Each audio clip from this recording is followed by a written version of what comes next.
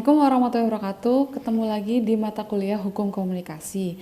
Kali ini kita mau bahas tentang bab 11, yaitu tentang pers daerah dan hubungannya dengan otonomi daerah.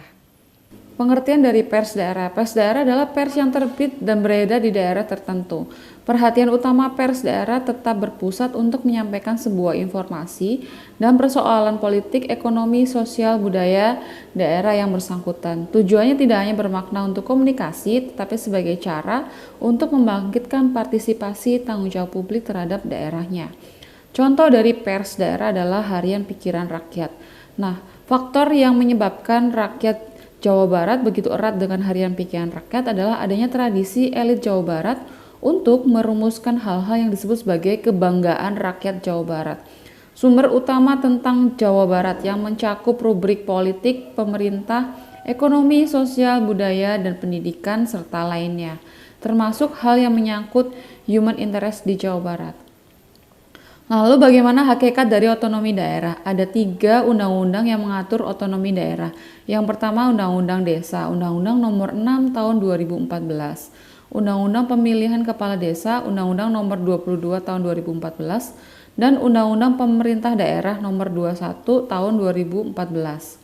Pers daerah dan otonomi daerah. Selain fungsinya sebagai pelayan publik, otonomi daerah merupakan instrumen pembangunan daerah.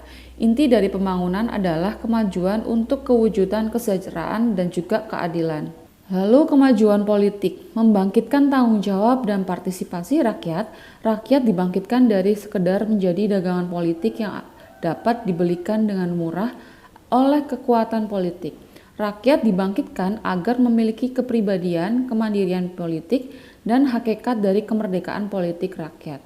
Lalu membangkitkan orientasi pemerintah daerah untuk melaksanakan pelayanan publik, meningkatkan kesejahteraan publik sebagai pamong praja, bukan sebagai pangreh praja yang menikmati segala privilege kekuasaan, apalagi menyalahgunakan kekuasaan. Lalu kemajuan sosial. Pers daerah harus membangkitkan semangat bekerja keras, disiplin berorientasi pada kemajuan untuk mengubah nasib dengan mengikis sifat fatalisme dan juga serba ketergantungan. Kalau ada keadaan seperti bencana, mestinya berita diarahkan untuk membangkitkan semangat sosial tolong-menolong, menguatkan semangat mereka yang terkena musibah. Untuk kemajuan ekonomi, mendorong usaha ekonomi kerakyatan guna kemandirian ekonomi dan kesejahteraan. Pers harus mendorong pemerintah daerah untuk menggunakan segala potensi ekonomi, anggaran, dan kemajuan ekonomi. Dan pers harus mendorong pertumbuhan ekonomi, pertanian, baik untuk memenuhi kebutuhan dan juga kesejahteraan.